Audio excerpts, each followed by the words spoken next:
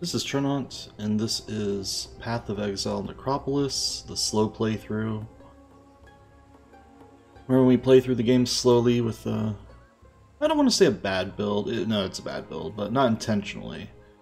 Just not a meta build, and not a speed run. And we're going to use this slower playtime to talk about the game and various things. Last we left off, we finished Act 2, and we have Act 3 unlocked. Don't have the Act 3 town yet. We'll get there. I forgot that I haven't sold my inventory, and we'll start with that. Generally, I like to go to town, or rather, I like to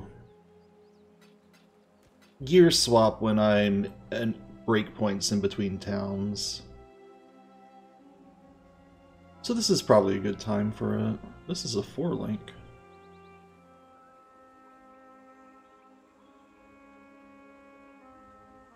This is actually pretty good to see, even though it doesn't have great stats. It does have intelligence. But a 4-link is basically more damage, and we could use that. So I might look into that in a moment. Probably buff up double strike. Alright, now let's just identify and sell stuff as needed.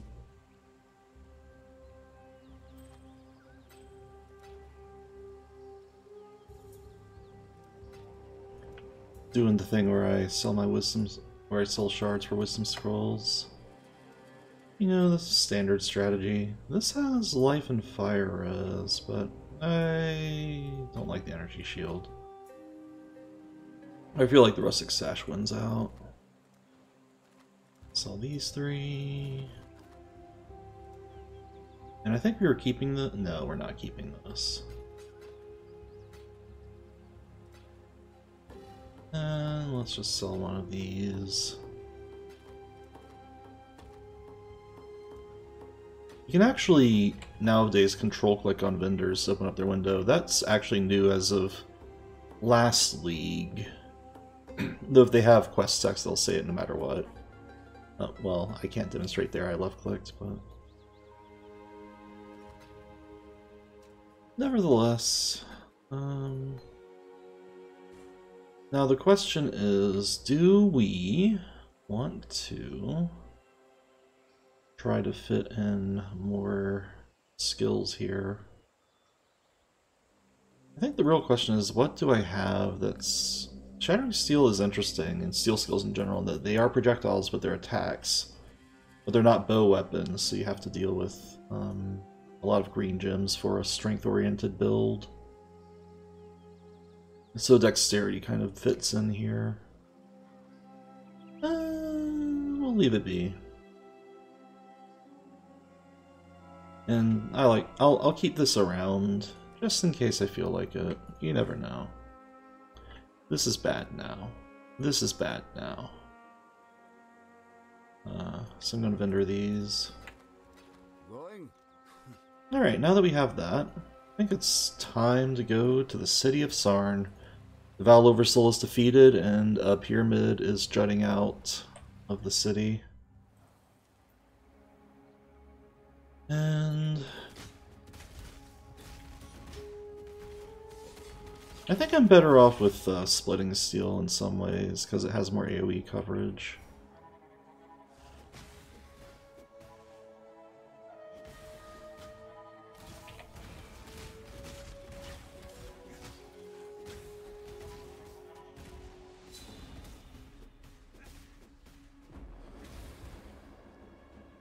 Anyways, the city of Sarn.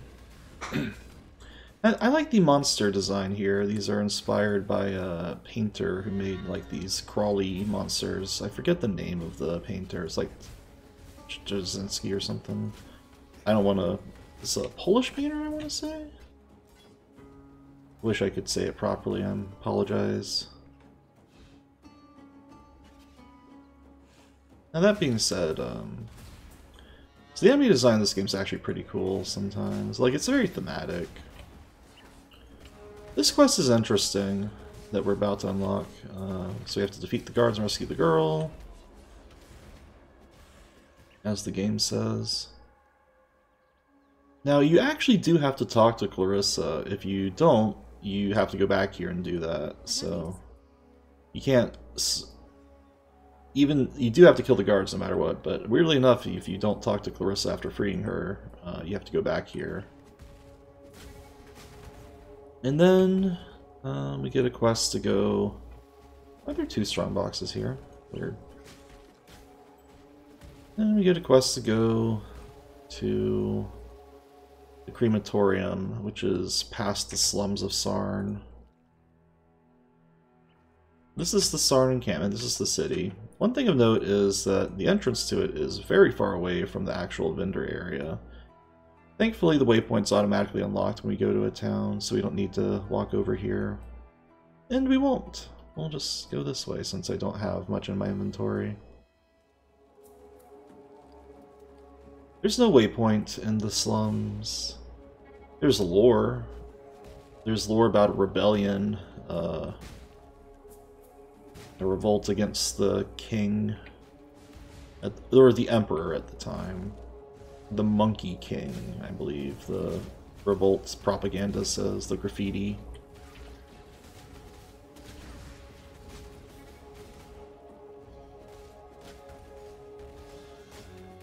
One fun thing of note is, you may notice on those long health bars, some enemies have a little icon on the bottom, below, like on the bottom right of their nameplate, below the bottom right of their nameplate.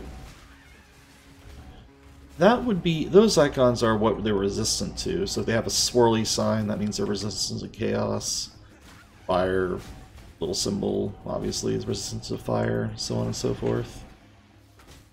Physical damage doesn't show resistance, though, because you can't...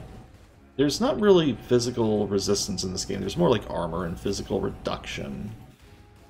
There's never resistance to physical, just reduction and such. Yeah, so this enemy's not resistant to any of that, but that's okay.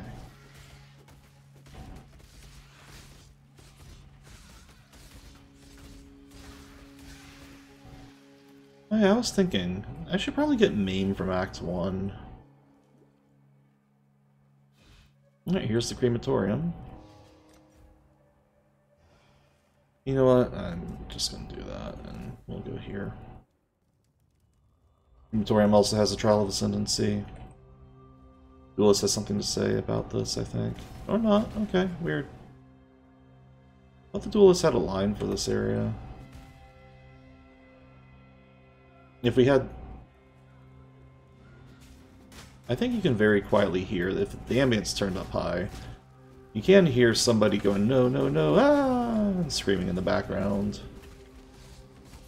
That may or may not be Tolman.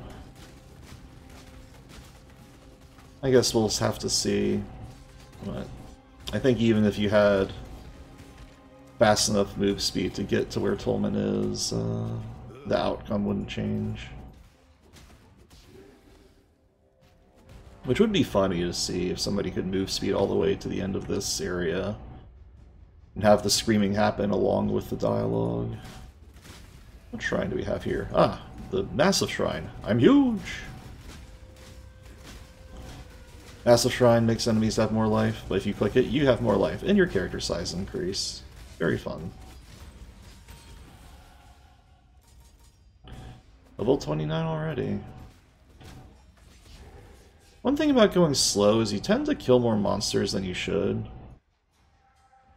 And that means we level faster. Or, we don't level faster, because we're not going through the game faster, but we level...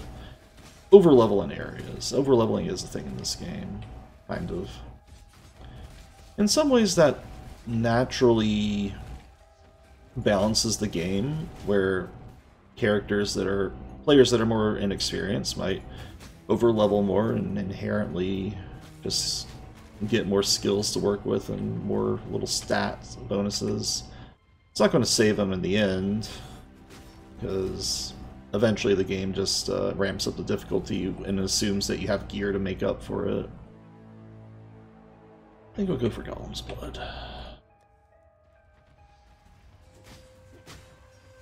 There is a unique mini-boss in here, along with a major boss. The mini-boss is a flame golem named Hatebeat, who looks like the Cinder Elementals. Except, well, I guess they're not golems, they're elementals, whatever. But Hatebeat rolls around and has a firestorm attack. That's the difference.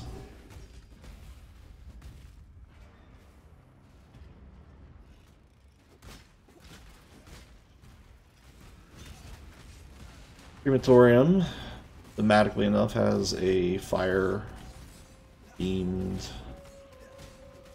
hazard. Fire-themed traps where periodically the floor will turn into lava and you don't want to stand in it when it's doing so. How fun. If you have low fire resistance, this area becomes a real hassle. If you have high fire resistance, it's still a hassle, but less of one. Mind you. Alright, so that's trial 1 of 3, actually, in Act 3.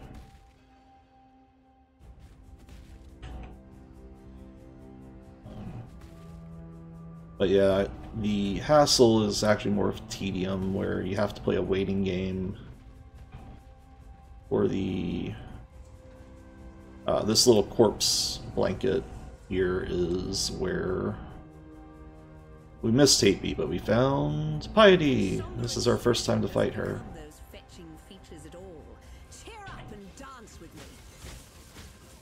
Piety shoots lightning balls, ball lightning, rains lightning storm on you. Lightning storm is actually one of the few skills that isn't in the game for a player, as far as I know. Ball lightning is, though. Originally wasn't. You may see a person being electrocuted in an electric chair there. Makes you wonder. At half health, Piety runs away. We don't get to kill her just yet. And Tolman is quite dead. We'll just take a bracelet around and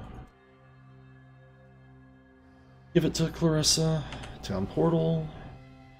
And what's nice about going back to Sarn with a portal, or going to character select and warping back, is that you're right at the waypoint. So, Clarissa, very sad. And gives us the keys to the sewers. That's right, there's a sewer level in this game. Also, doing that gives us a request word from Baramoa. The quest reward for the crematorium is either auras, usually 50% reservation auras, or curses. I guess Rallying Cry too. Forgot about that. Duelist is one of the rare exceptions where you don't get a curse as a main quest reward, but you can get it from the vendor, who is Clarissa. We probably want Pride, of all things, or Red Banner. Red Banner is Impale oriented, so yeah, we want this. What's our accuracy? 1900? Yeah, we can put on Dread Banner just fine. No War Banner for me. Where's War Banner? Oh, I'm not even using it. Oh, fun. Perfect. Oh, yes I am. Okay. War Banner... Let's actually get rid of Chance to Bleed. No, wait, you can do Chance to Bleed with Shattering Steel. Why did I not think of that earlier? Oh, perfect. Okay. But yeah, we're using Dread Banner now. Dread Banner is an Impale skill. Increases our chance to impale, which is useful for Shattering Steel. No movement speed. Very good resistances on this boot. On this pair of greaves, but no movement speed, which just outclasses any other stats on boots. Boots are the only source of movement speed naturally on affixes. There's some items that have exceptions, but you can only really get movement speed from the boot gear. Boot.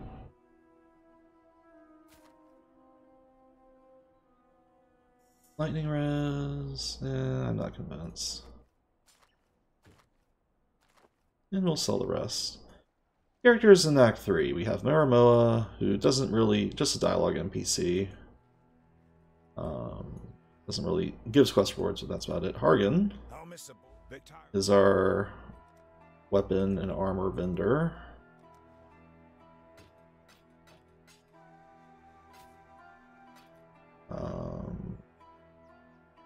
Yeah, we'll just sell all this.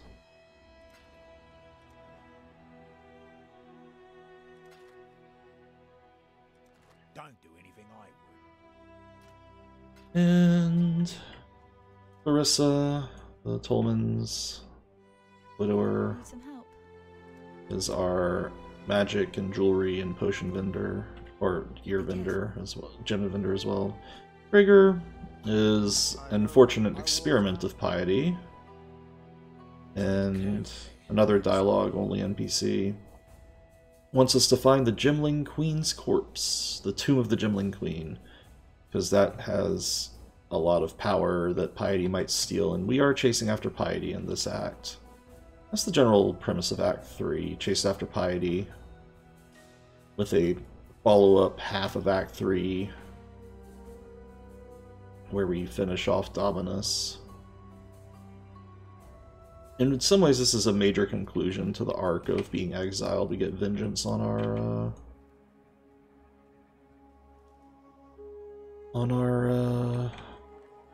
exilers, the people that cast us out. Oh yeah, I should get Pride. I'm not using that much mana from each attack, so we're just gonna backtrack here a little bit.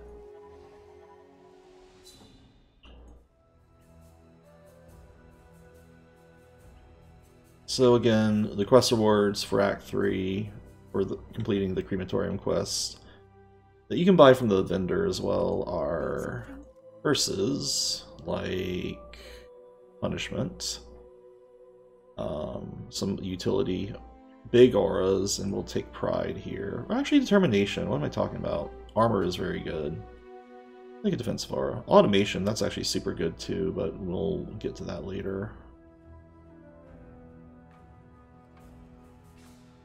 Yeah, vulnerability is another aura we could inflict, but we have Poacher's Mark, and that's good enough. You could go damage, but ultimately you want defense in this game, and despite the game having bursty damage, it really, like, how to put this, Path of Exile likes to do enough damage to murder you, and only for you to barely survive if you have good defenses. It likes to do that a lot, and so we have to mitigate said damage a decent amount. Since I don't need rage, I was gonna get maim. Let's get maim from Act 1 real quick. We'll shuffle our gear a little bit. Hello. I think maim is, looks like this. Yes, perfect. And while we're at it, we'll use one of our handy dandy jeweler orbs and separate color the sockets a little bit. Leap slam, determination, because rage is hard to maintain without actual stat management, so actual stats to support it.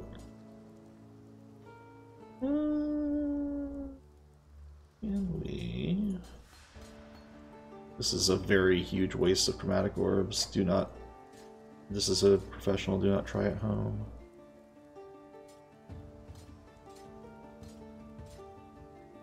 I am a trained professional. Well, not really, but, you know. Okay. So let's go find that sewer again.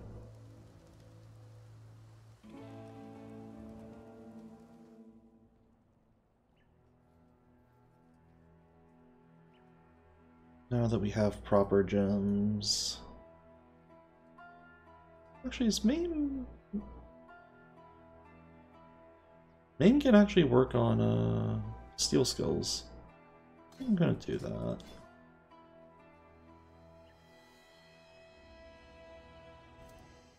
Usually associated with other skills. Alright. Time to turn on determination. You may notice our auras are getting... Our mana pool's getting very limited now. And that's how you play PoE usually. You reserve as much mana as possible most of the time. It actually got under the skin of the developers, and in PoE 2 they're separating reservation costs from mana bar. I like it though. Attack builds tend to not spend much mana. So you end up preserving as much as you can and just reducing mana costs. You can actually reduce mana costs to 0 in this game and not spend any more. Oh yeah, Hargan gave us a quest to find 3 platinum busts. One will be up here, likely. These are... Hargan's kind of like a mercantile wheeler and dealer. Wants to take opportunities in this necropolis of a city. No pun intended. One bust is always in the first division, if you will, of the sewer. Then there's this undying blockage. And then the second half of the sewer will have 2 busts.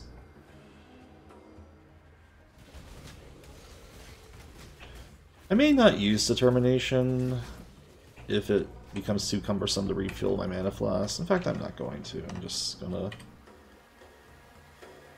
enjoy my mana freely.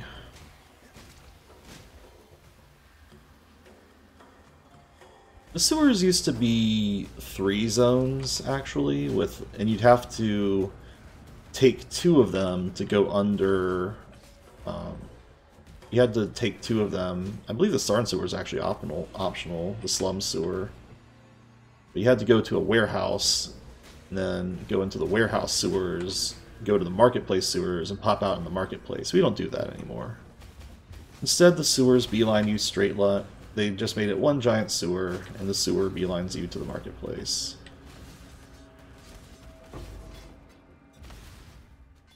Copper Tower Shield, that might actually be an upgrade. It is most distinctly an upgrade. We will take advantage of this right now. Steel Skin, Ancestral Protector. Still have a few busts to find. This might also be a buff too, this glove. If we can link it properly.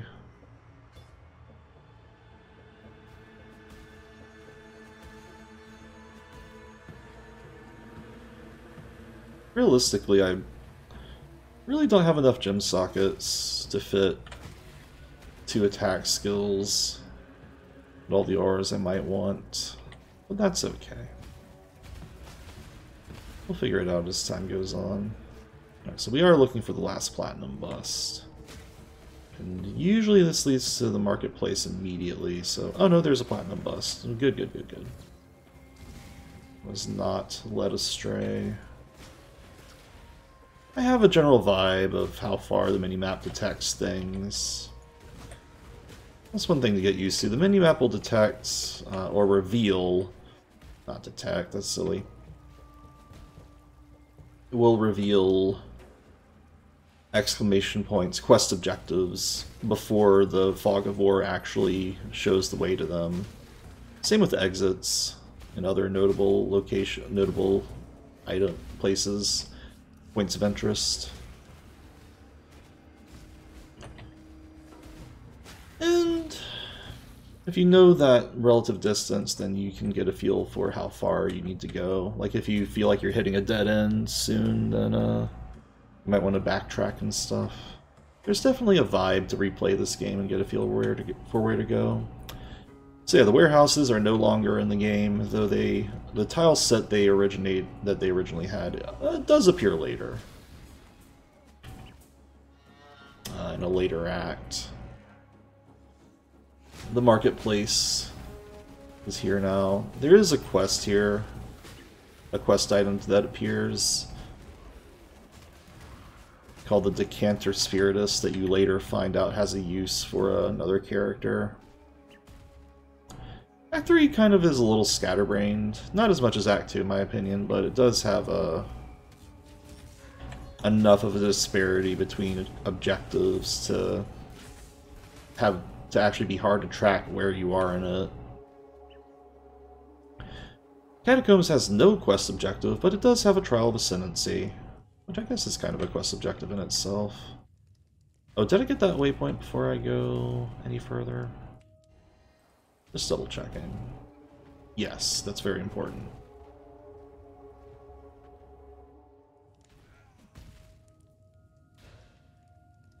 Oh yeah, there should be some graffiti here. There is nothing eternal in this empire of ours. Yeah, Sarn used to be the internal empire, and in some ways, ironically, it still is. Just eternally undead. So there was some kind of rebellion that happened. You're getting the vibe for right before the giant cataclysm.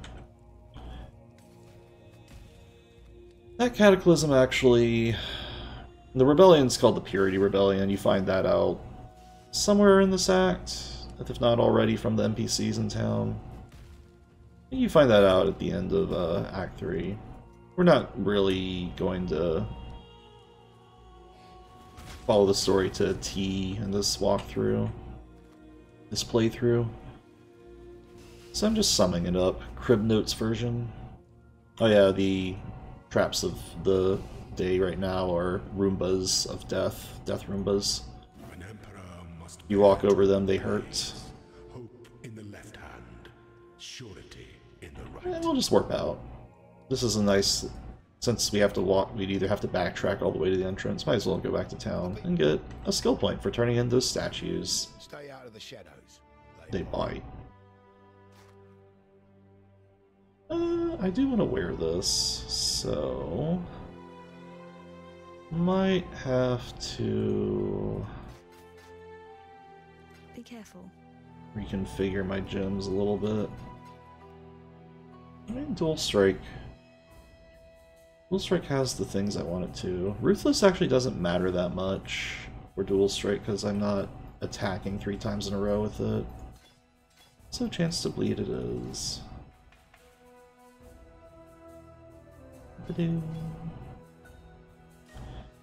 Now I do lose some lightning resistance, but that's fine for now. We're actually in a nice spot where the resistance is. We have the character sheet shows the number on the left in very tiny text. That number is your current resistances. The parenthetical number is your overcapped resistances.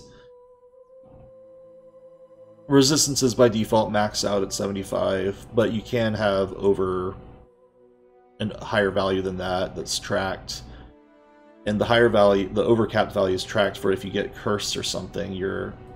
The curse will lower your overcapped resistance, not your current maximum resistance. The game will specify which happens over which. We'll get some life. Back to the marketplace. Arceus is over there. We're going to ignore him. That Decanter Spiritus. This is a item that a character wants later down the line. You know what? We'll pick it up just for fun. We have found the Decanter Spiritus. It's kind of a sequence break.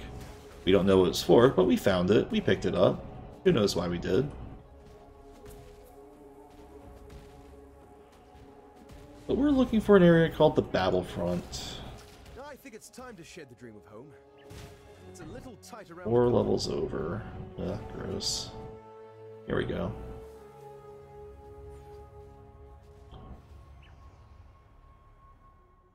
The Battlefront's interesting. It has 2 factions in it. It has the Oriathan Blackguards, the Piety's soldiers. Well, Dominus' soldiers technically, but still, Piety's underlings.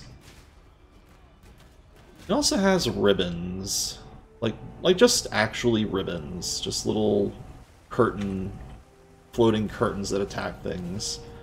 Again, I think the enemy design in this game, despite the enemy variety, combat variety being kind of just either bum rush you or run around and shoot projectiles, the enemy design is really good in this game, I think. And enemies do bum rush you in interesting ways sometimes. There's some variety. It's just mostly easy enough to not worry about it. Anyways, speaking of out-of-sequence quests, the Ribbon Spool. For the sake of story beats, normally at this point I would go over here. There's a doorway here, but first we'll take this essence since it is essentially a free upgrade to a rare item.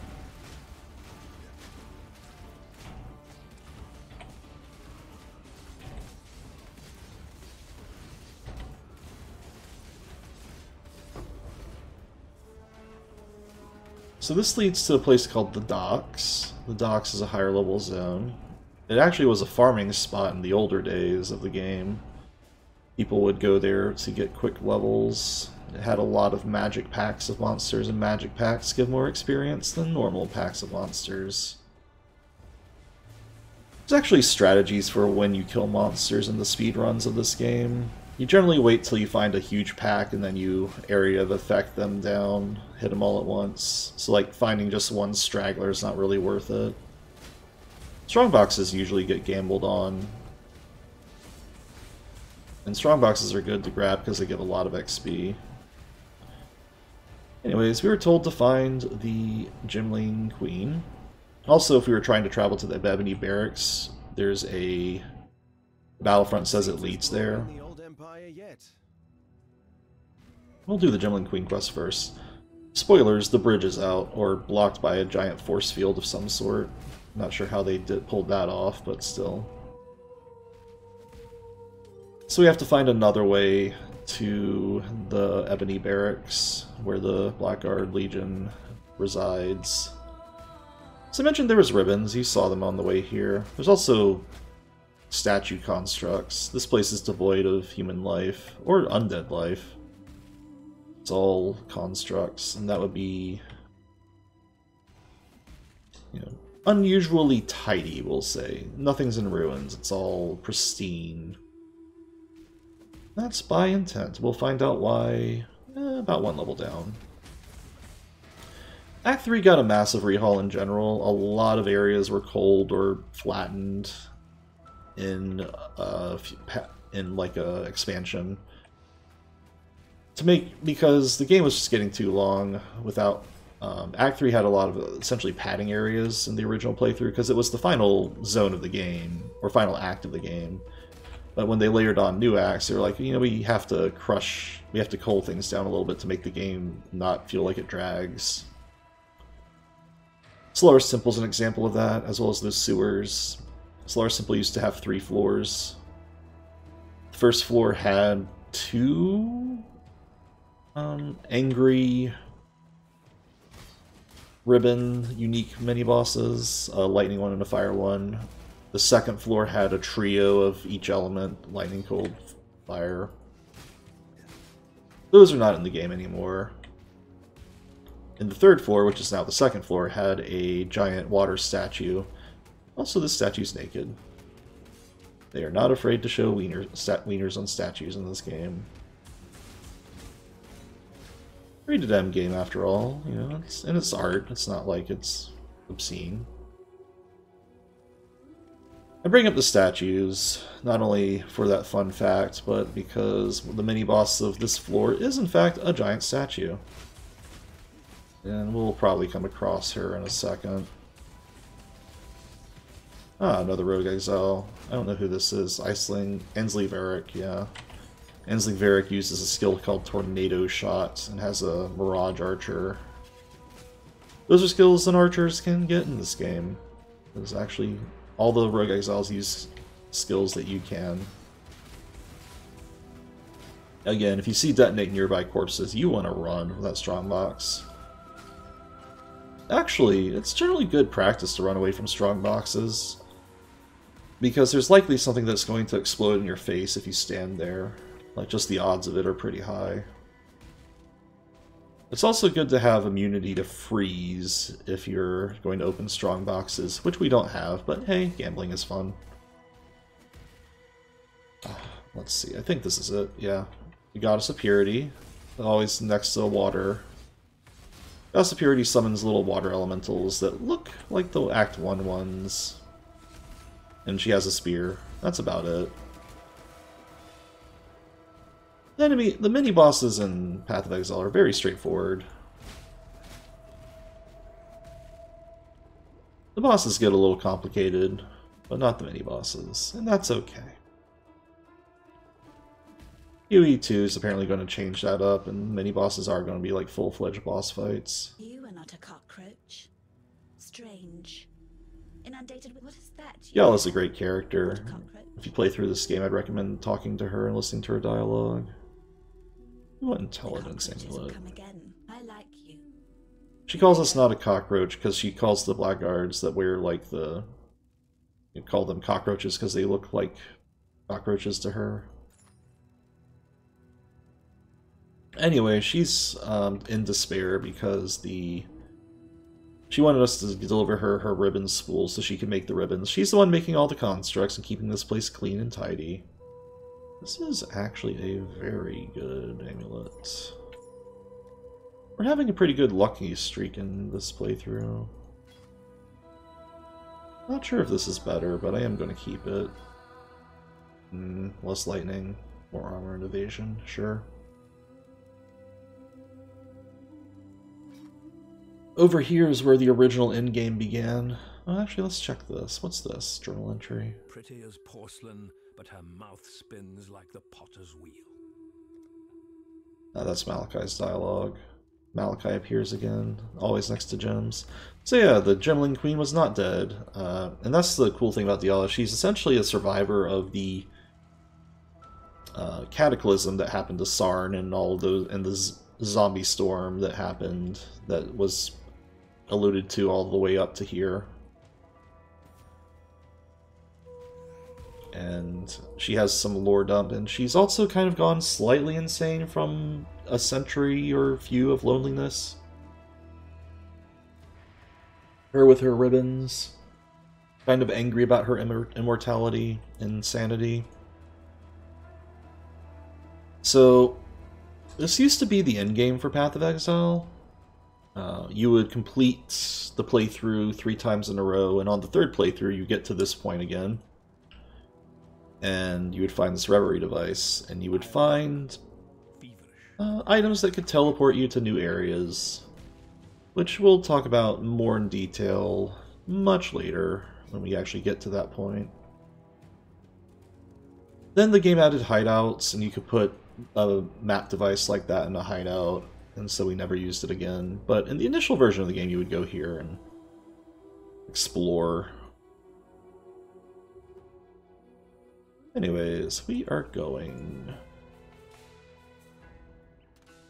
to sell some items. You're right. Not that. Oh, 10% move speed. Not good resistances, though. Better armor, but armor doesn't matter more than resistances at this point in time, so... Bring me back something. Vendor it begins. I really want to try this on, and we have chromatic orbs to do that with. We lose lightning res, though. I do want lightning res. This does have an open crafting slot for lightning res. Every piece of gear has a certain amount of prefixes and suffixes. Magic items can have 1 of each. Rare items can have 3 of each. Resistances are always suffixes rather. And so this has 2 suffixes. That means a 3rd one could be another resistance, like lightning res. So we could utilize that, or we could just suffer. It's not really much reason to use this. It has more armor and evasion. It's kind of nice. Terrible luck on our rolls, though. There we go.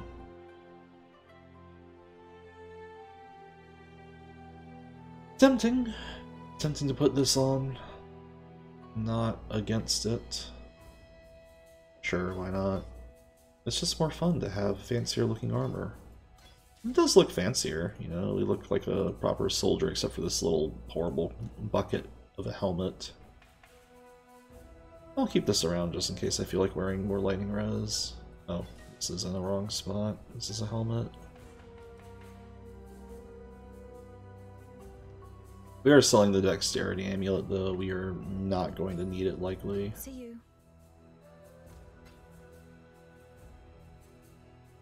Okay. So back to the battlefront. I said we were going to go to the docks, and story-wise, Diala would tell us that the docks is where the way through to the Ebony Barracks is. Essentially, there's that undying blockage we walked past and barely talked about. This gross mix of feculence and living corpses, or the undead, has created a giant, massive blockage. Only way to get rid of it is by burning it, and we need a lot of horrible fire for that. And the infernal talc that we need is in the I forget what it's called. I think it's called like voltaxic powder or something. Is in here, in the docks, one of the warehouse items. I do love the stink of victory. Well, we got a good amount of items there. Oh yeah, Fairgraves is here. I mentioned that Decanter Spiritus.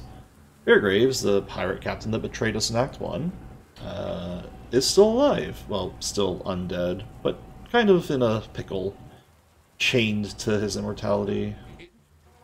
And he basically wants to get murdered again, and he's planning to poison himself with the Decanter Spiritus and a Chitis plum. The plum is poisonous, I guess, and the decanter can hold it. I'm sure this will turn out fine for him. We can ignore that quest. It doesn't give a skill point. It's very optional. One of the things that makes a playthrough of PoE faster is knowing which quests to skip. Swig of Hope is one of them.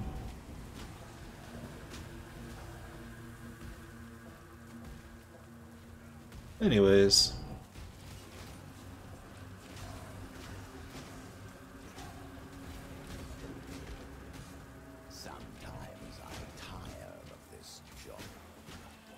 Anyways, we have to find the other item.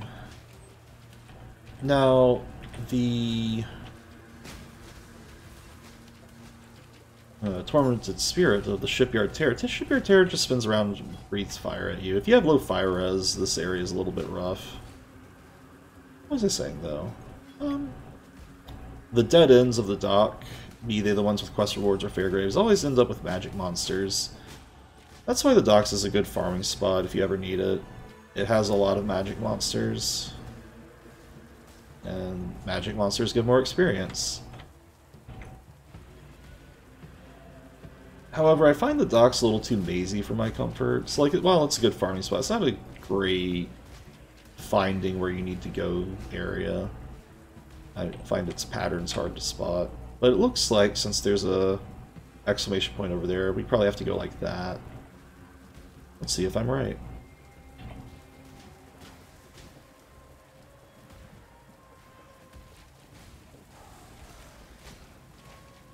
Oh, my Herald of Purity went away. How sad.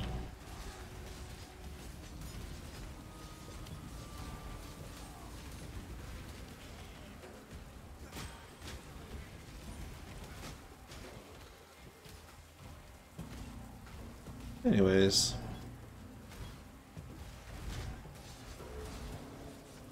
There's a supply container, a bunch of fire. This would be the Thaumatic Sulfite. Essence of Pure Thaumaturgy, apply with trepidation. It is a fiery container of fire. Sorry, not Thaumatic, Voltaxic Sulfite, it's Thaumatic Sulfite.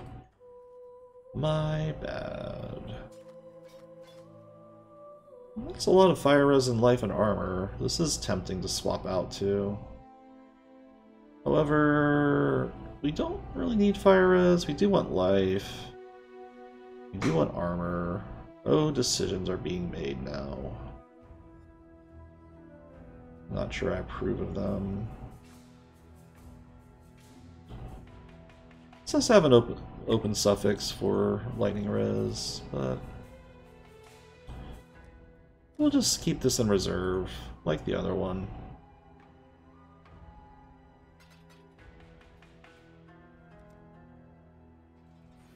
Oh, we already got the 50 life? Wait, where? Oh, over here. Okay. Silly me for forgetting that. I don't know where we're going. I imagine we're going for more damage wheels. Heck if I know what a good damage wheel is, though. Oh right, since we're using swords, we want to find sword damage wheels. That would make a lot of sense, wouldn't it? So, we'll use the handy dandy search function and look for sword. Hey look, accuracy.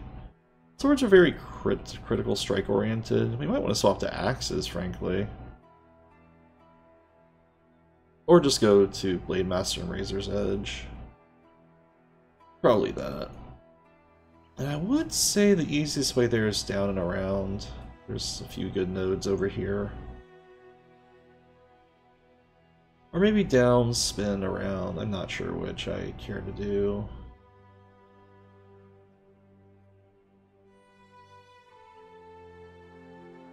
Hard to say. I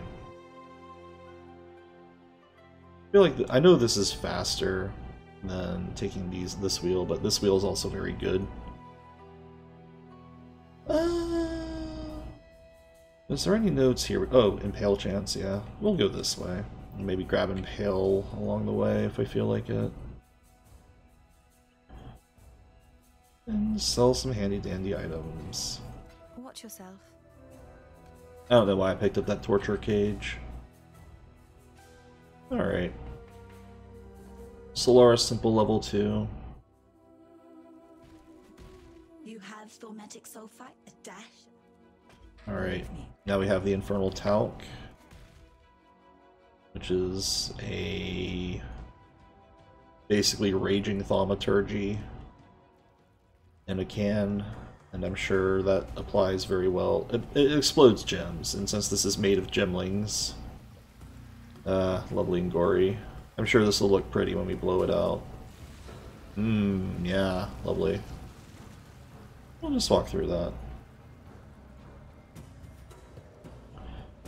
Physical damage. Now we can add physical damage to gear. Very nice. And now to the Ebony Barracks. They talk about a character named Gravicius, who is the person we've been going after roughly this whole time. For the most of Act 3. Like, all of that going through the bridge and stuff was for this. Well...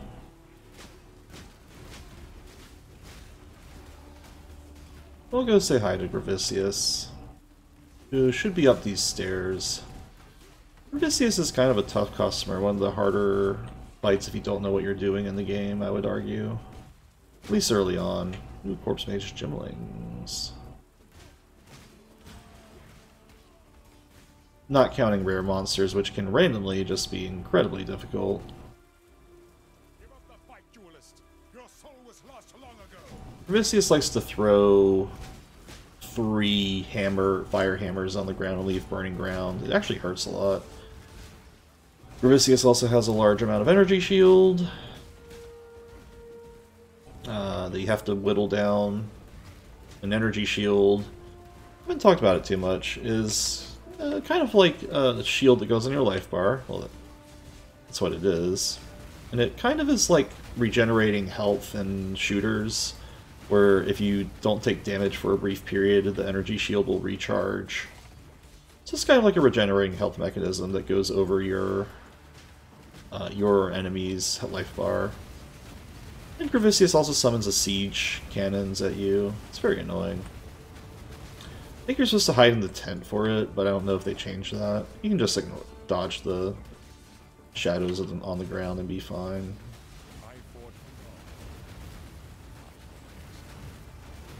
And Gravicius is dead. For the sake of storyline. We get a reward for killing Gravicius. And we get a final tier of skills. Lancing Steel is kind of the follow-up to the Steel skills. It does less damage, but it's kind of cool looking. You know what? We could use less damage. We don't need that much damage. We'll just switch out to Shattering Lancing Steel. think we're ever going to be using dash. I'm going to say goodbye to it. Now we're not quite done with Act 3, far from it actually. We still have 2 main targets to go after. Rigger will tell us about this. Rigger is surprised about the Gemling Queen being alive, compliments us for killing Grivisius. But we have to deal with Piety's pets. Oh, Piety. She is doing a lot of evil gem science. Also, let's do attack without moving on that one. Dancing Steel kind of looks really cool. Looks like that. Doesn't do much damage inherently. Actually costs a decent amount of mana, but the cool thing about it is it spreads out a lot, or it has a lot of range. You just shoot enemies from afar. Isn't that fun?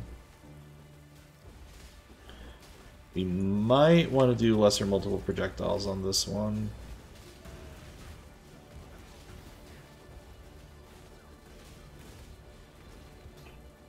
In fact, I'm going to. Where's LMP? There we go.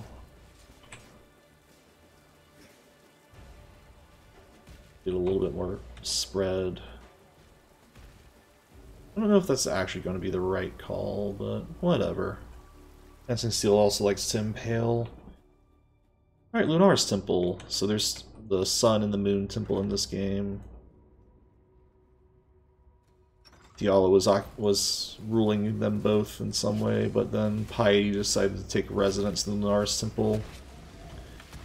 Lunar's Temple... What are these?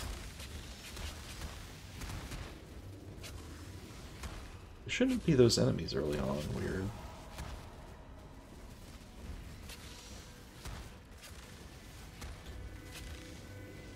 But yeah, Lunar's Temple is kind of like a water night-themed area. It's very dark. One annoying thing about this game is you can't turn up the brightness. So if you play with like a unless you turn your monitor's brightness up, it does seem a little dusky. A little dim, maybe too dim.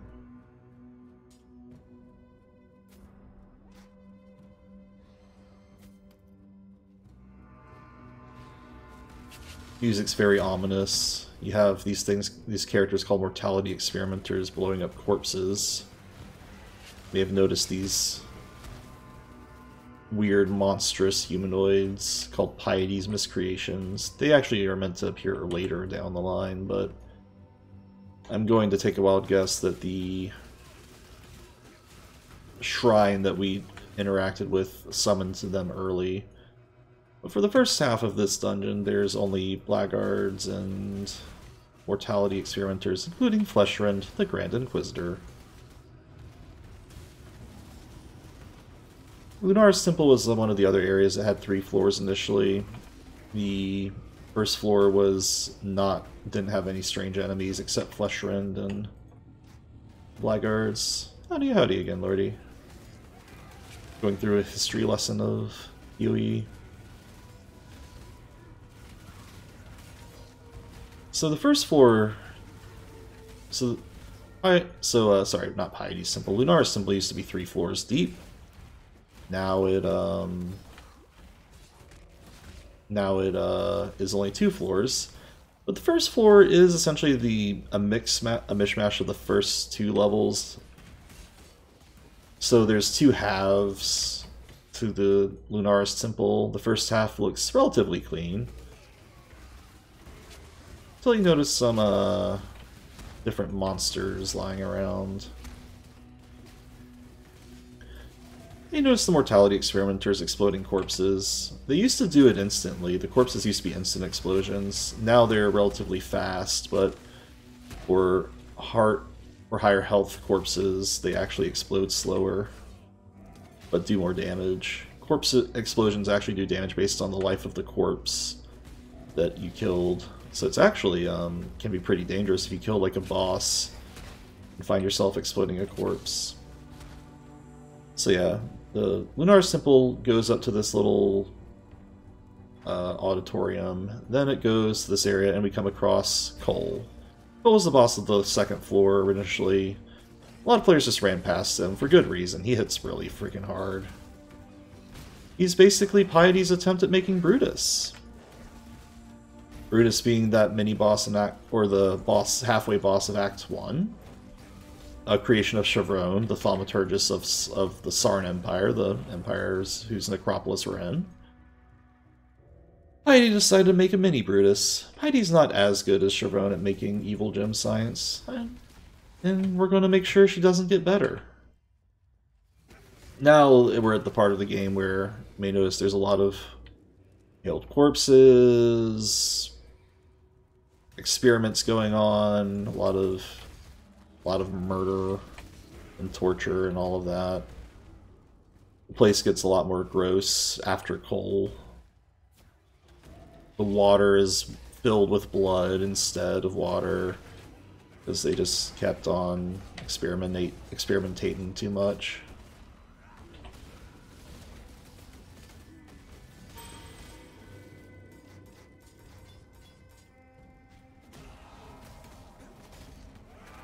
Physical resistant enemies.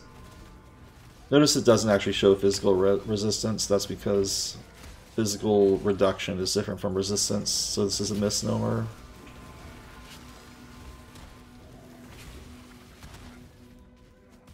So, if this is what the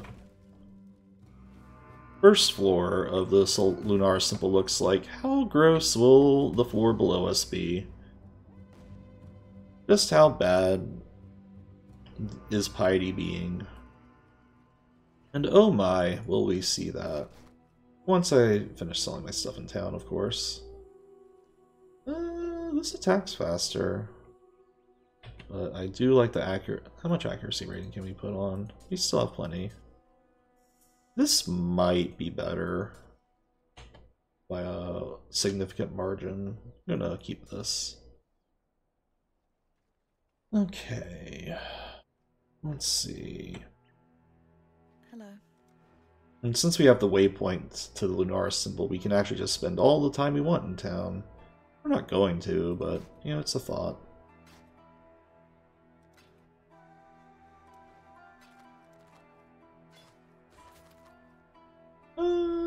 Fire roads. A lot of accuracy rating on this pair of gloves.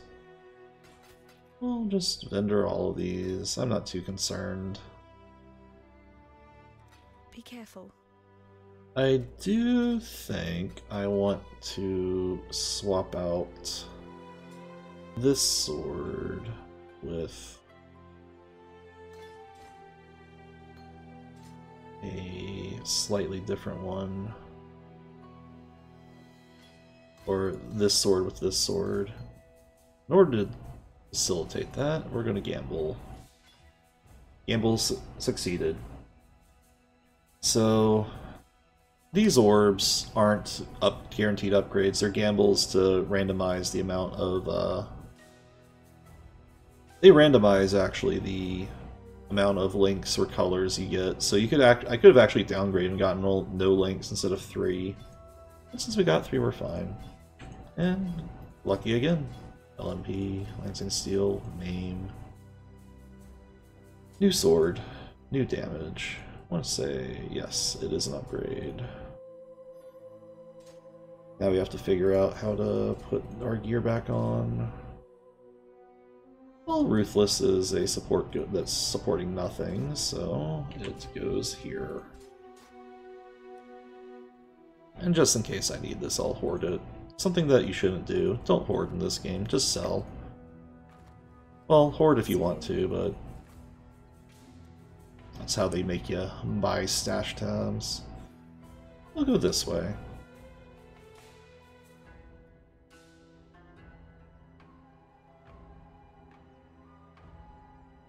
Alright, back to Lunaris Temple. I'm gonna sip my water. As long as we don't move or cast an action, we have a grace period that lasts for a minute, so I could just sip my water just as much as I want. I am going to need a little bit of water to keep my throat parched. Or not parched, but okay. Oh, we got Call of Steel? Didn't know Lancing Steel gave it. Oh, it does. Okay. In which case, we are most definitely... This is the skill I was talking about with, that was removed from Shattering and Splitting Steel. Now we have swords on our back, and we can recall impales. It's very nice. Let's see. I'm not sure where I'm going to put... You know what? Dread Banner go there. Steel's going to go there. Let's see how gross the Lunaris Temple is. Well, corpses seem good. Blood on the ground impales. Let's see if the sick witch is in. Blood elementals. Pieties. Miscreations. We get a new miscreation type, the Tentacled Miscreation. It's dirty work, but somebody's got to do it. No wonder I was doing way less damage. I was not using steel shards. Notice Lancing Steel's a lot better now.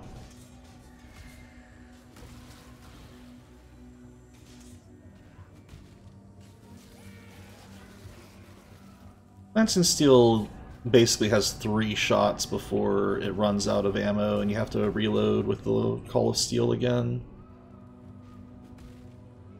FYI.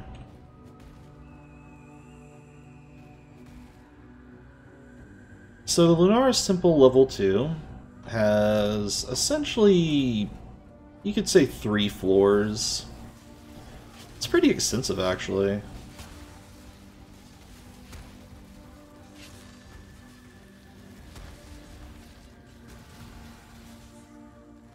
The 3 floors are, not counting the steps down at the start. Basically, you're on the bottom floor at the start, and you want to find the floors up top. And so you want to find stairways that lead upper and upper. So now we're on floor 2. I guess it's actually 4 floors. So we're going to find another set of stairs shortly. As far as finding the stairs goes, you generally just want to get a figure out what would be considered outwards, what would lead upwards, and try not to loop around, which I'm kind of doing right now, so I'm kind of worried. I'm sure it's fine.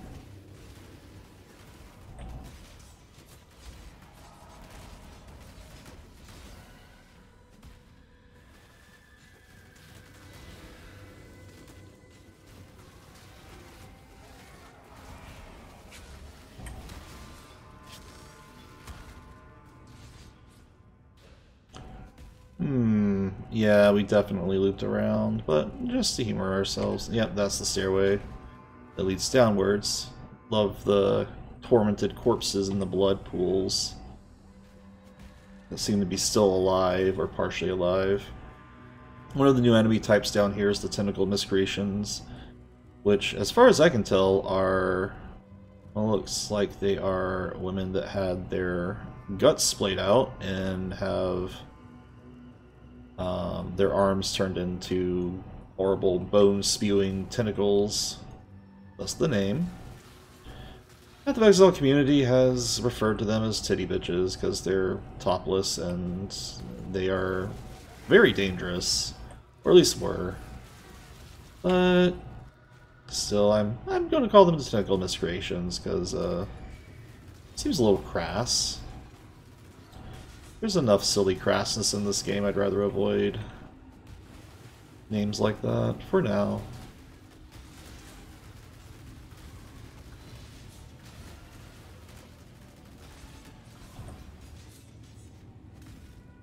Spine Crack here is a whipping miscreation, or I forget the name. They're all miscreations. Piety's been having a lot of failed experiments, resulting in a lot of murder. Ah, we found the final set of stairways. Ooh, an Orb of Binding, too. So, there's one of the tells that this game does, is there's 2 carts on one side and 1 cart on the other. If you go in the direction of the 2 carts, you just find a dead end with oh so many carts of just corpses that Piety's been shoveling in. The one cart direction leads to other horrible stuff. Various carts. How did they get the carts down here is a question. I don't know. I don't see any tunnels. Maybe that's where the dead end was. The dead end had a back road that led to the lower floor. Well, we'll assume that's the case.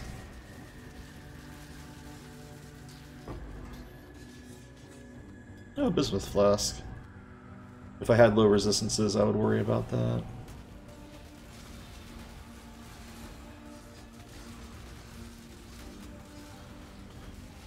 I really like how just gory and gross this area is, frankly. Ah, our level 30 flask. Not bad. Lost a life flask. But I think it's done well.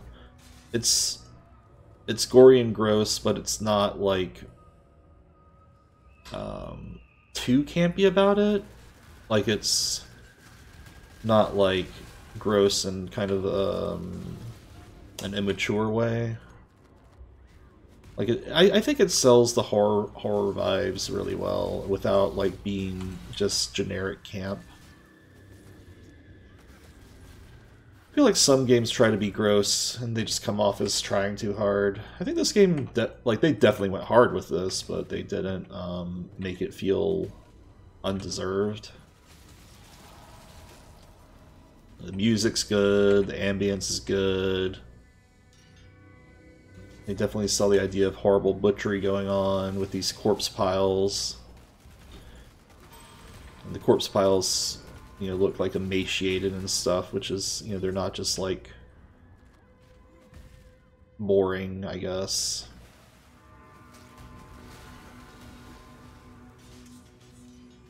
I feel like the art team for Path of Exile is just actually really good. They have some really good art direction in this game, especially 3D artists. And you can see the vestiges of the temple here.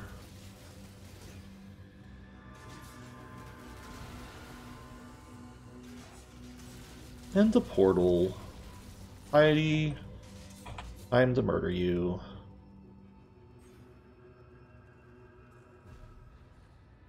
We get some music. This music was different in the original release. One of the other things that changed over time in the game. So Piety's big gimmick is she will teleport around with lightning warp, do her lightning spells from before. But most importantly, these blue and red circles transform her. That's what she's been experimenting for and becoming superpowered. The red ones turn her into this fire melee character. The blue ones make her an ice archer. And that's it. So she's dead now. She gets very angry that we murdered her and gets... Sorry, beautiful. But someone had to put a stop to all this ugliness. And seemingly gets to be grabbed from a portal to hell. So her corpse isn't even around anymore. Alright. There's no exit to this area. It's just a pool of blood and massive amounts of corpses and tortured people. This little arena. So we just warp back to Sarn. And we do get a reward. Trigger's very happy and gives us a skill point. There's no regrets for that. No regret for killing Piety. I like that touch. Piety, you died and nobody misses you. So, Piety had a key to a tower, and we're going to go Scepter of God, and this is actually the point at which the open beta ended. Piety was the final boss of the open beta, and then the 1.0 is the area we're going to do, which a lot of people called Act 3.x, or Act 3.5 or such, because this is where the second half of Act 3 was. Act 3 was actually a very large act originally, it still kind of is. Get the feeling we're going to hear some background noise in a second. That's okay. bring me back something nice, huh? Anyways.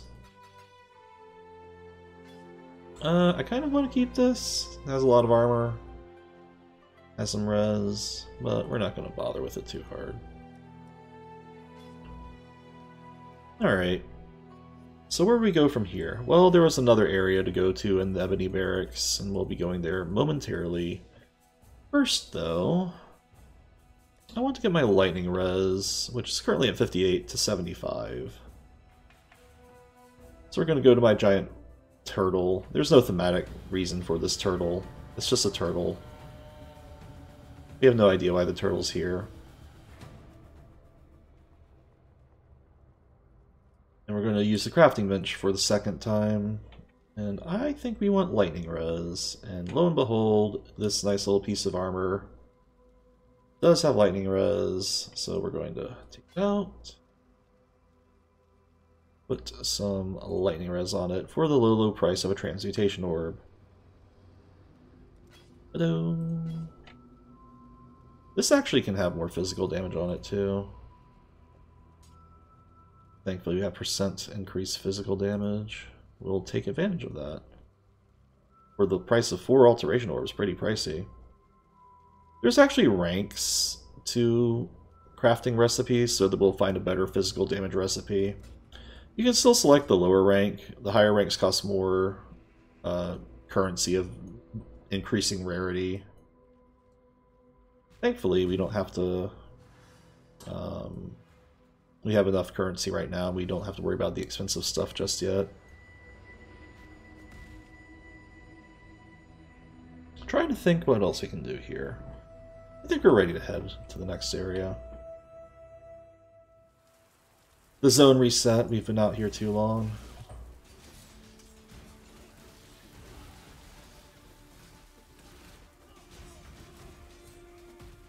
Fencing Steel's kind of a skill you just leave to its machinations. You can actually just move while it's still shooting the steel. It's kind of fun that way. So yes, the Imperial Gardens. You can go here early to help Fairgraves out with his plum. There's also the final Trial of Ascendancy before the Labyrinth. In here, our final trial to unlock the next area. Or unlock the Labyrinth, which we'll do eventually. Enemy types on initial release, the enemies in this act were kind of complicated. You have these burrowing devourers that burrowed a lot. You had these frog creatures that would croak, that would fly around and leave a lot of chilled ground. The porcupine Goliaths were especially dangerous. They explode into spikes on death and used to do a lot of damage. Now, less so. They're less of a threat. I hopefully am not going to eat my words saying that.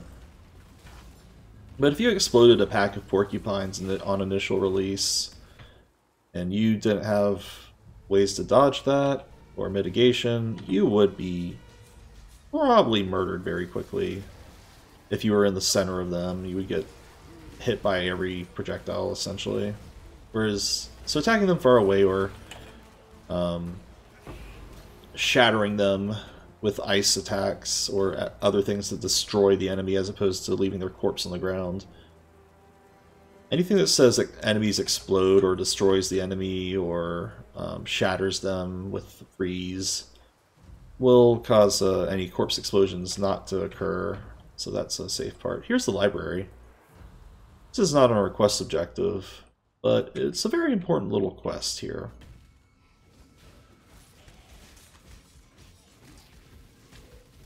The library has actually a good bit of lore dump. It has insights on the Val, if I recall. Also has Tyrannosaurus Maximus, a very angry bone bear corpse.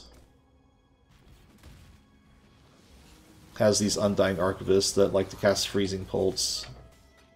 At this point, our cold res is high enough that they don't hit as hard.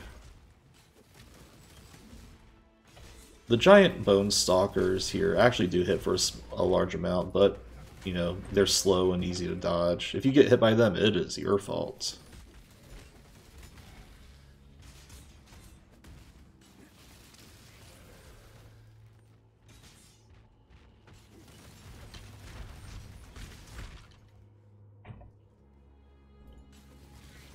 But yes, we're gonna wander around here. There's an achievement for reading every bit of dialogue in this game. The library actually has a randomized pool of the dialogue, so you have to reload this area multiple times to get all the dialogue in it. It's kind of obnoxious. Thankfully, the achievement is you only have to do it one time, and it's pretty damn optional. There's no reward extrinsically for it. It's just, you know, for that little percentile to Steve achievement if you want it. Anyways, there's a ghost in a painting. Please, do not be alarmed. In more Who's very sane. circumstances, it would be fortune. Siosa wants us to find these hidden pages in the archive, which is an area we're going to have to find. If I recall correctly, there's actually a new recipe in the archive. Or maybe in the library. I think it's in the archive.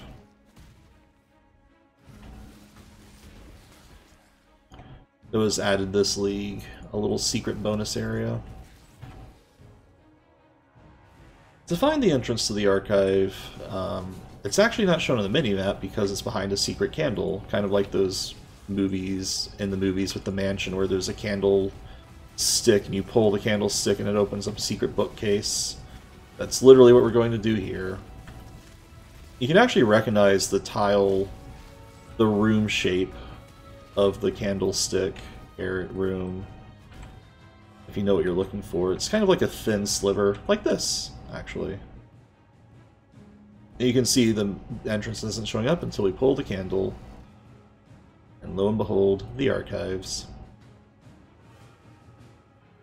So we have 4 golden pages, and this loops back to what I like, how it's not like you find 4 of 10 golden pages or something, and they're not random drops from enemies, but they're actually, like, literally, canonically in the game, on little pedestals.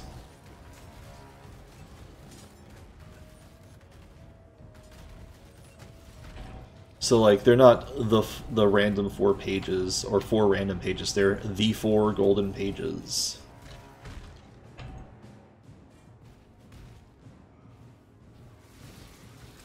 And they're not of Sarn language. Bookstand. Yeah, they're on bookstands. A communion with what? By all accounts, it wasn't God that the Val were trying to reach. So, these are... The golden pages are Val history notes, and the ghost wants to read about them. So we get more lore about the Val from here, and talks about... Essentially we get a reveal that the Val were also caused a zombie storm of apocalypse, though of a slightly different flavor that they're not too clear on. I think they were trying to commune with the same source of power that caused the zombie nightmare storm. Ah, speaking of which, hey, look at that. So this is a beating heart. This is a Val side area. This is not guaranteed to appear. For the sake of explanation, we'll explore it. Val side areas have Val enemies. I guess thematically they're like tears in reality, and kind of give you an idea what the Val were up to, or what they did. They kind of tore bits of reality away from the world and into another realm of sacrifice. The Val side areas were first introduced in the expansion Sacrifice of the Val. They were not doing some noble sacrifice, they were doing more human blood sacrifice. Val side areas have Val enemies. They always end with a book entry, and a boss at the end, and a Val vessel. You have to kill the boss to open the Val vessel. There's usually a magic pack. Here's Chihaska, Maker of Rain, who likes to summon rain of splinters down. I think they do chaos damage, I'm not sure. She's dead now. The Val bosses aren't really that complicated.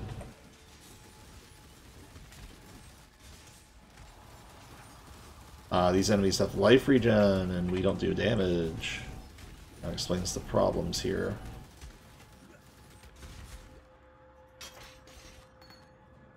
Val side areas unlock Val gems, like Val Venom Gyre and Val Detonate Dead. Val skills are a whole thing. A, they have way too much text. B, they're actually two skills wrapped in one. The normal Detonate Dead and the Val Detonate Dead. Val skills are kind of like super meter attacks, where you have to kill a certain amount of monsters to fill a soul meter, or to fill enough souls for the Val skill to work. And once the souls are filled up, you can cast the Val version of the skill. You can still cast the normal version of the skill with that skill gem. It used to not be the case. You used to have to equip a Val version and a normal version of the skill gem, but they just put them in as the one big skill gem instead. Val Detonate Dead, and they generally just do a souped up version of whatever the normal skill does. Val Detonate Dead causes a chain reaction of corpse explosions, whereas Detonate Dead is simply a normal reaction, just one explosion at a time. Golden page number 2.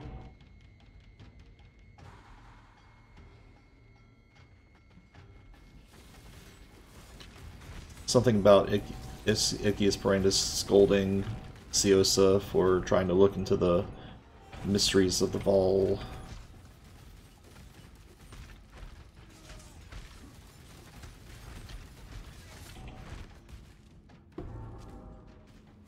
The last golden page.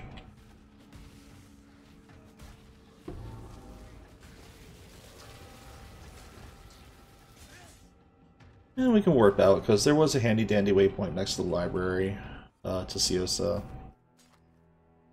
Is this any better? It is not. Alas.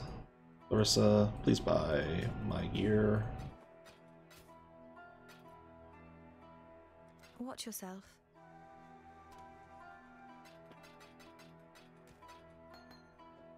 Okay.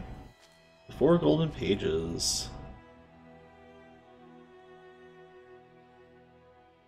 Gem culture. So gems are like the source of like kind of a lot of pain and evil in this game.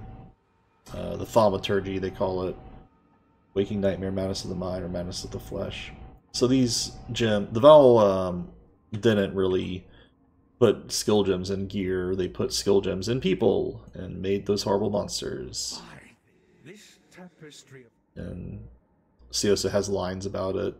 We're going to get Impale support, as you might figure, because we want more Impale chance. Because we're impaling enemies. And LMP will just have to relax for a little bit. Don't really need any of these. We're probably never going to use Shattering Steel again. I'm going to wager. Let's speak again soon. So, we'll just leave it be.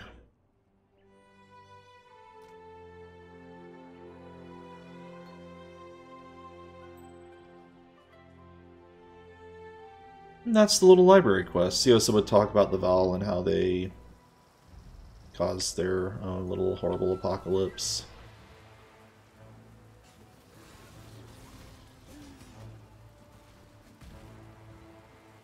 And kind of ties into the whole thing of civilizations kind of cyclically destroying themselves.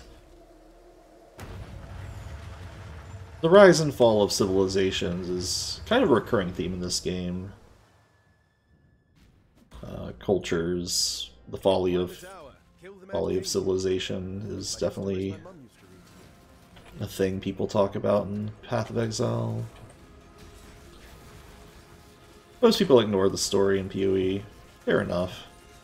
It's stuff you have to actively talk to NPCs for. There's no cutscenes really explaining the game, which is a shame. I think they wanted like Blizzard cinematics if they were to add cutscenes, and unfortunately those are prohibitively expensive.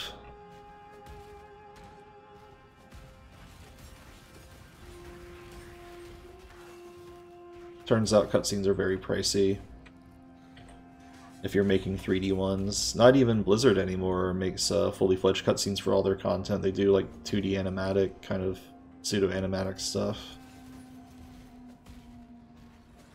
And if Blizzard, you know, huge, wealthy company, doesn't do it, what chance does an indie company from New Zealand have? Admittedly, even though I think even with the amount of free-to-play money they've gained over time, PoE still probably would take a hit putting cutscenes in the game of like a real high quality.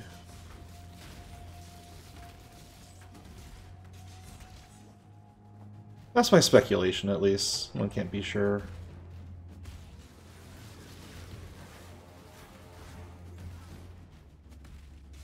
So the Scepter of God, this is kind of the climax of Act 3. You do feel it, because it takes a while to get to the top floor. Scepter of God is divided into two areas, the lower and upper. The Scepter of God and the upper Scepter of God. 6 floors total in a rooftop. Not really that tall if you think about it, unless the staircases are really windy.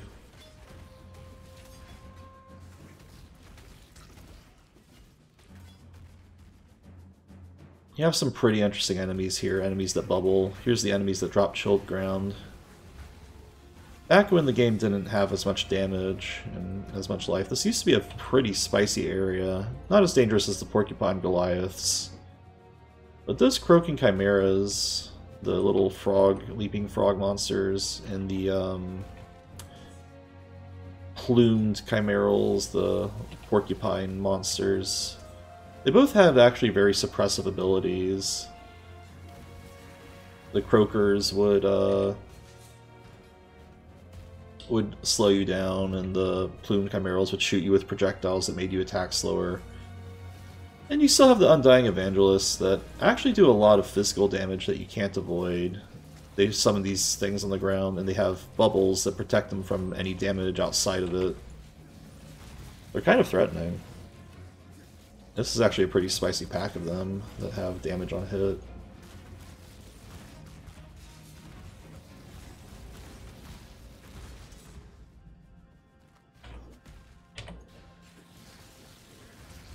Forger's Touch. There's a Tormented Spirit around here. I forget what Forger's does.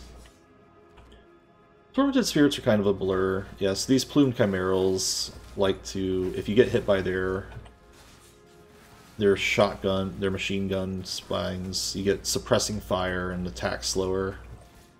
It's kind of annoying. A worthy opponent. Indeed, Duelist, indeed.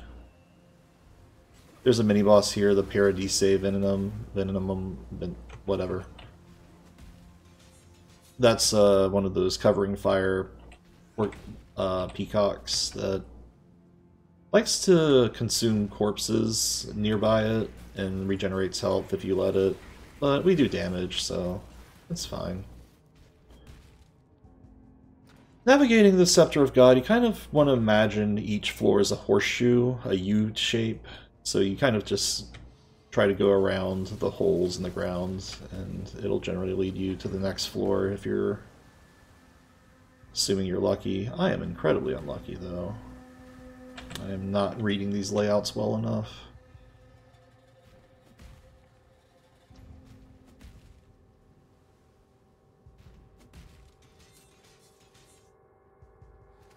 And that's okay. There's some strange device going up to the Scepter. I'm not sure who built it. Might have been in the Scepter all along, but I get the feeling it was manufactured by the Oriathans. It's kind of foreshadowing what's going to be on the top floor. Here, this empty cage.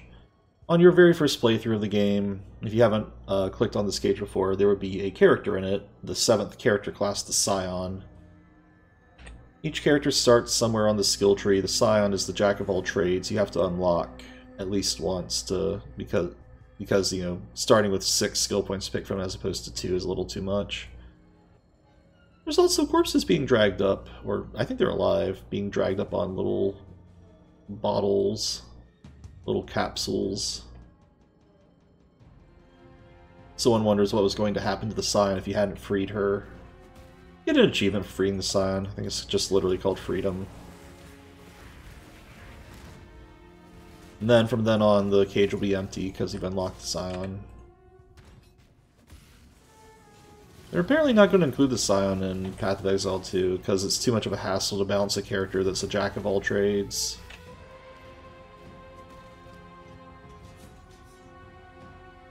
Into the rooftop, some Oriathan Blackguards were defending the rooftop from the creatures below. I'm not sure how they dragged them up, how they built this elevator mechanism, but... Welcome to the greatest of arenas, duelist. God is watching. Dominus is still a pretty spicy fight. Dominus has several phases. The first phase, you don't even fight him. You fight his Oriathan commanders, Wilhelm, Octavia, Stantinus. I don't actually remember their names that well, I just read them. Anyways, one of them has a fire leap, the other has a cyclone of something, of cold, and the other just shoots spark totems. They're not that hard unless your resistances are low, and they do have enough health to be a threat. I think Octavia's the last one left. And now, the capsules break and the miscreations appear. And Alal the Terrifying is here. There's 3 more mini-bosses. They appear in sequence. You have Alal, who's kind of just slows you. You have Kali the Craze, one of the typical miscreations. Miscreation of Exile. And then Orcus the Reaver has a slowing aura and does a Reave attack and teleports around. They can be pretty spicy in certain situations. This is not one of them. Have you ever seen the true face of God, Exile? And then finally Dominus himself. This phase is actually pretty spicy. He summons these slowing totems. He kind of just sits around every once in a while, but then does his abilities. He's really not. So Light of Divinity, or Touch of God, he'll say sometimes, summons a giant lightning explosion. Does a decent amount of damage. Also shoots lightning, lightning souls that do decent damage. I think these beams are cold damage over time.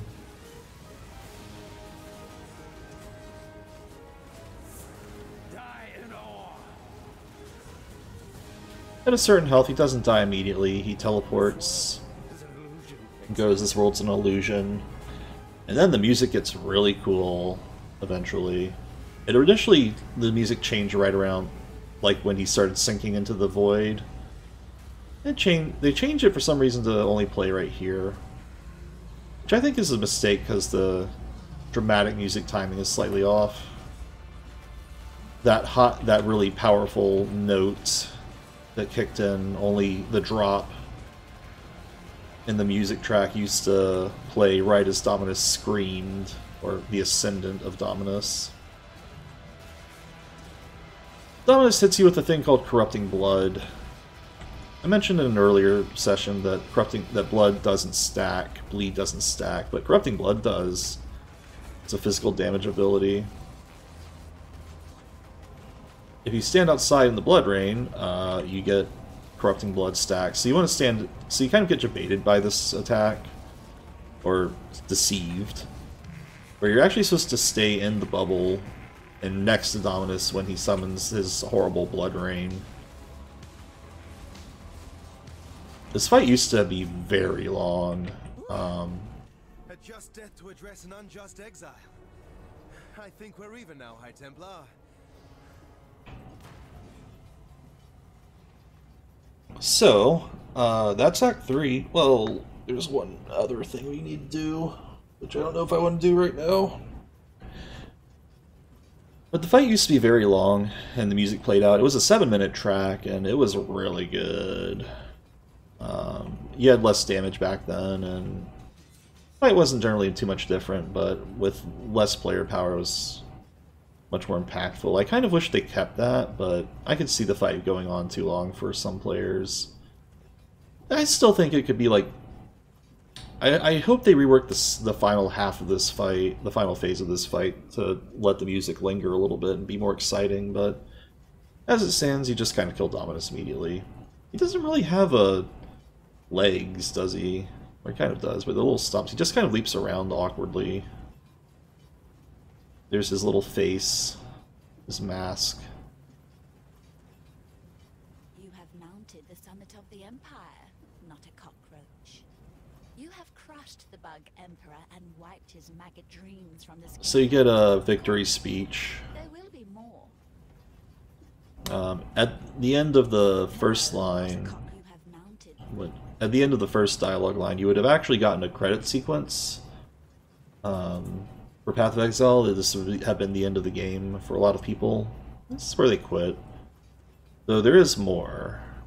And I think around the 2.0, when they added the first major expansion, when they added Act 4,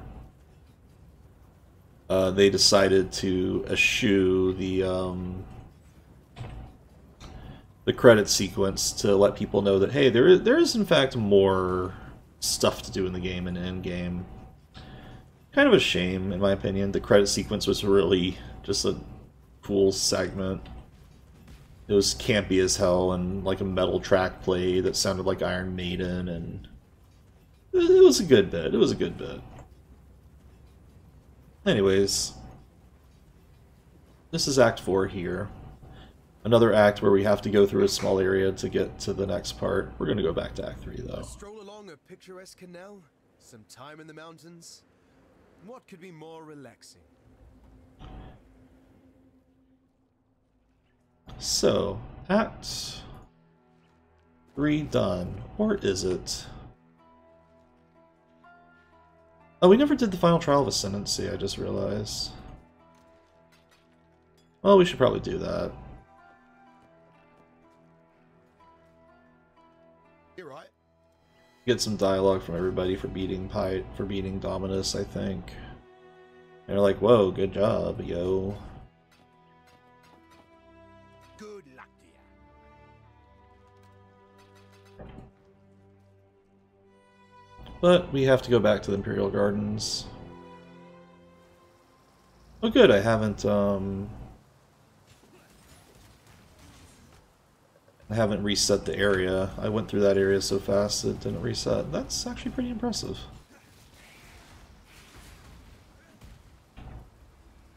So in the northwest corner, or north corner of the map, sometimes there's the Chittis Plum, but more importantly the Hedge Maze, which used to be a separate zone, but this little Hedge Maze zone here exists. And this is the final trial of Ascendancy. Poison darts that slow you, very obnoxious. I would not recommend getting hit by them. We can leave now. They do poison damage over time.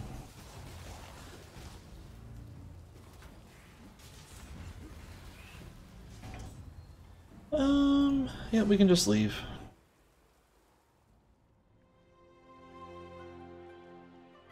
Player cosmetics. A lot of players hang around in Act 3 because this is where you have a vendor that's worth a darn. And people like to dress in silly outfits or have a horrible chest mimic monster that you can buy with real money for yourself. Have a mimic. How fun. So now we can enter the Labyrinth. And this leads to the Aspirant's Plaza. You stand before the gates of the Lord's Labyrinth. Within these walls, I'm strongly debating if I want to do this right now. Yeah, we do. she shall weigh your mind in one hand. So Azaro is still somehow half alive or undead or whatever. Death Having completed all 6 trials, we get to do the normal Labyrinth. You may notice there's 4 more tiers of Labyrinth. The game will continue and we will do this more and more. Choose wise, the goddess is watching. The Labyrinth, I'm not a fan of, but let's just talk about what it is. It's a randomized like set of zones as opposed to one zone set of areas. And the way the Labyrinth works is if you die in the Labyrinth, you have to redo the whole thing over again. There will be 3 encounters with the Zaro, where you have to go through a third of his health bar each time, killing him in the final encounter. And some some zones in between you and Zaro. There's also various side areas. The Labyrinth is actually very sprawling. If you explore too long, it can take up to 45 minutes or so, or maybe more, which makes it very frustrating to die in my opinion. A Thorn Rapier. But, thankfully, if you know the way through it, you can get by pretty fast. Sleep slam around. In the normal Labyrinth, it's only one area between you and the Aspirant's Trial, which leads to the first encounter with the boss. Oh, the weary traveler draws close to the end of the path. I don't think this is better. Put this in my vendor quad tab. So, over here, one kind of horrible move they did is the doorway that leads to the boss doesn't actually show up on the minimap, despite it being the way you're supposed to go. I have seen multiple players think that they were supposed to go different directions because the door wasn't showing up on the minimap. Anyways. When one defiles the effigy, one defiles the Emperor. Azaro is randomized every day when you fight him. He'll have a different weapon set each time, be it a mace, a sword and a shield, or twin swords, and his attacks vary depending on that. The first 2 encounters he will summon some contraptions, be it these statues that come alive, or other nonsense. And depending on how you interact with the gimmicks, they can be left alive for the final encounter. So if you if you make the fight harder at the end and leave all the little contraptions alive at the end of Azaro's fight, Azaro will actually will reward you with more loot at the end. We are not concerned with that, though. I'm just going to make the fight easier. The loot Azaro gives is, I wouldn't say really worth the hassle of making the fight harder.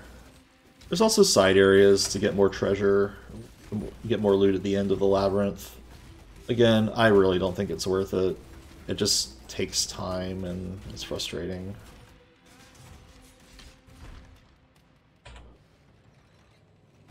So we got Mace Azaro. Mace Azaro is probably the easiest Azaro version, because Sword Azaro has an air wave beam slash attack that goes basically off screen in one direction, like a conal attack. If you've seen the air slice in any anime, it's kind of like that. Or like Final Fantasy VII comes to mind. There's a move Cloud does with his sword.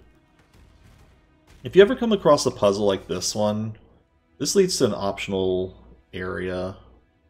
But you're not interacting with this puzzle because it sucks, so... And that optional reward is not worth it, I guarantee you.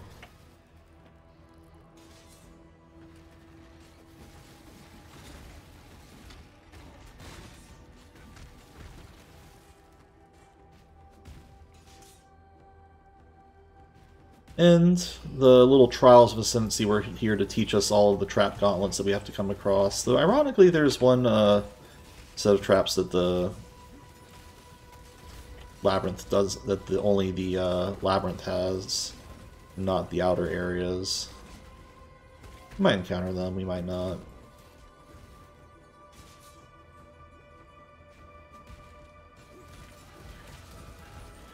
So again, normal Labyrinth has, the way it's laid out is there's one zone in between you and Azaro for the first two encounters, and then the final boss area has two zones in between you and it. I'm not going to click that strongbox. In fact, you can check that little map there to see your current location in the general Labyrinth. Oh, here's a jewel. I mentioned this when I was explaining the skill tree, but jewels, if you level them up, can go into the basic jewel sockets, or the large jewel sockets too, but we don't actually need this. I'll sell it, maybe.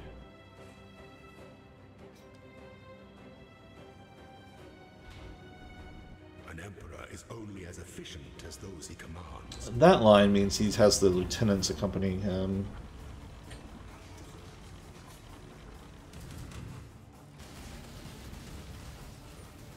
Another thing Azaro does, in addition to his weapon attacks, is he has a ghostly figure accompanying him. That would be the Goddess of Justice or whatever.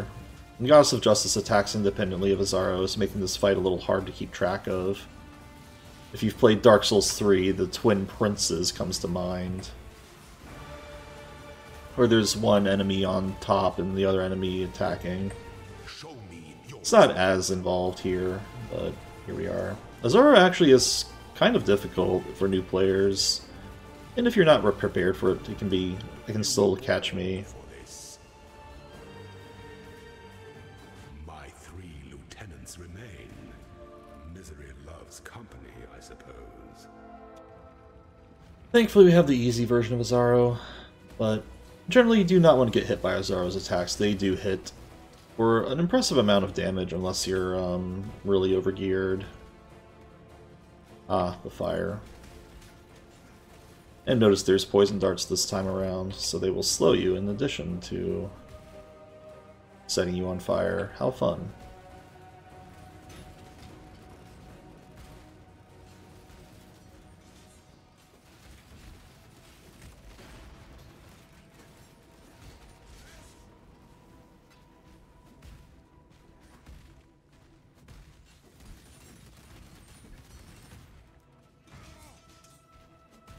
One fun thing about Call of Steel is it explodes the corpses you've impaled as well as... Okay, come on, silly brutal shrine.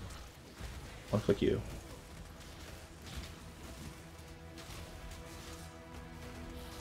Alright, there we go.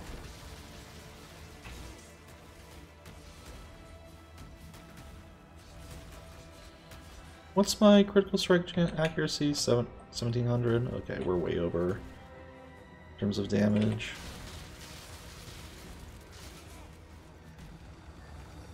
Alright.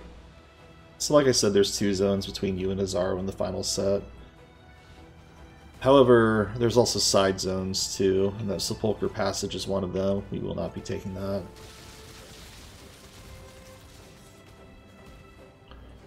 We are looking for another area. Mansion Atrium. See how this is a straight line? It'll beeline to Azaro if we're lucky.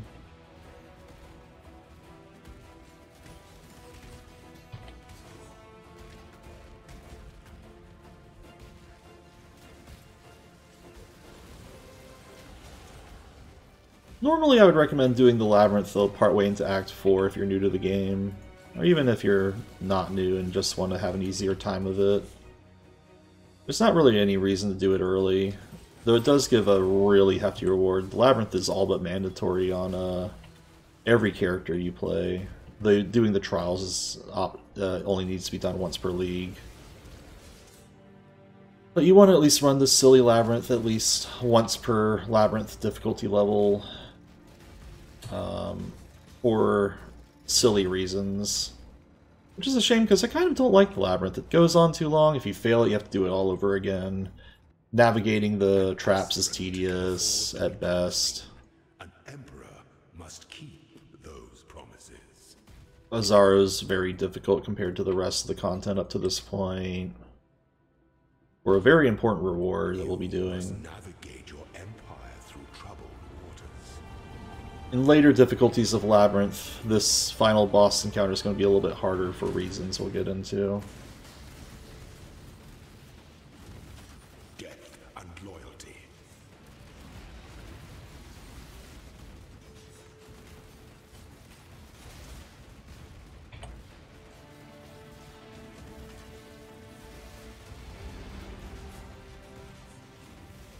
I think if you have high fire res, which I'd recommend for Azaro, you can tank the Goddess of Justice fireball attacks that she does a lot more easily. It's really the Azaro's weapon attacks that are the most dangerous of all things to watch out for.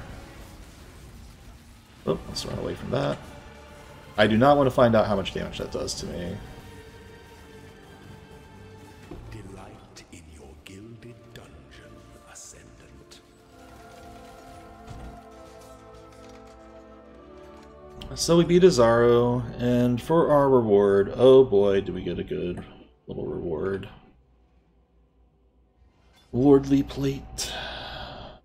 We don't need anything else here, but I'll pick up some stuff anyways, just to make room. Why not? Even traveling light.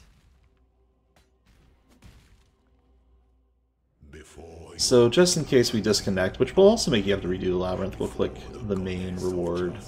You are worthy. Receive our blessings. So every character in this game has subclasses. Everything but the Scion has 3 of them. The Scion has 1. Is the ending that we all deserve. The Duelist has the choice between a very attack-oriented Slayer, a very bad Gladiator that you don't want to pick because they were kind of sword and shield oriented and bleed oriented, but are just in a bad spot right now, and the Defensive Champion. I'm not sure if the Slayer really benefits our build, so I think we'll do the Champion and ignore that the Gladiator exists. Champion that which you love. He who fights for nothing dies for nothing. And we'll probably take Unstoppable Hero, because Fortitude is very useful for this build.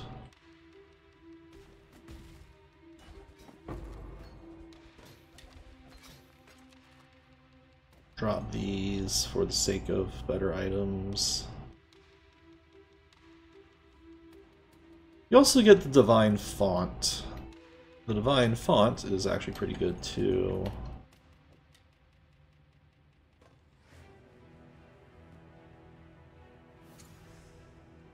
So you can, currently the Divine Font, it used to enchant gear and add little stat boosts to either the gloves, the helmets, or the boots. They got rid of that and for this system called Transfigured Gems. We'll take a green gem of no renown. Transfigured Gems are like upgraded versions of regular gems. Blade Blasts of Unloading, or not upgraded, but alternate variants of them. Animate Weapons of Ranged Arms. That can be fun. Like Animate Weapon, normally you can only use melee weapons, but this uses ranged weapons, for instance, which I think would be kind of fun. I forget what Blade Blast does. I think it's a Blade Vortex explosion skill. We'll get the Animate Weapon of Ranged Arms. Why not? Put it in the Transfig folder. There's some very powerful Transfigured gems, but they're not necessarily meant to be more powerful than other skills. They're just meant to be alternate skill uses, if you will. And you can hit some jackpots actually on that little alt font. This is actually a very good piece of gear, isn't it? It's not great, but it has more life, which I would like.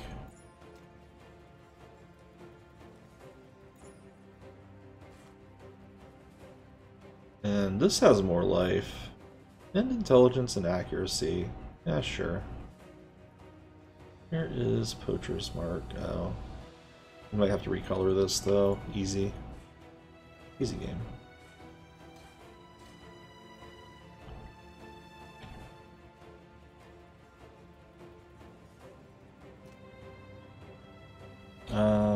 I'm keeping this helmet though, just in case. And we're done with Act 3 officially. I guess we could have found the Chittis Plum and given it to Fairgraves and poisoned Fairgraves, and he totally wouldn't have burnt to death and gone away, but we're not doing that.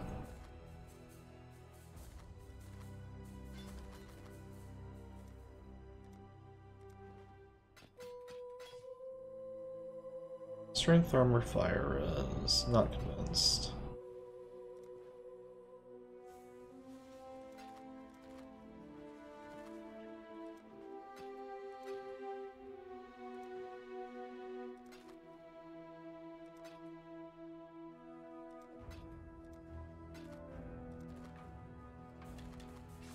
Vendor more items.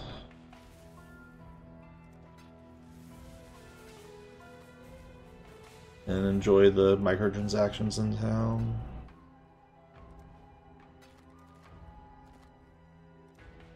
And vendor more things. See you.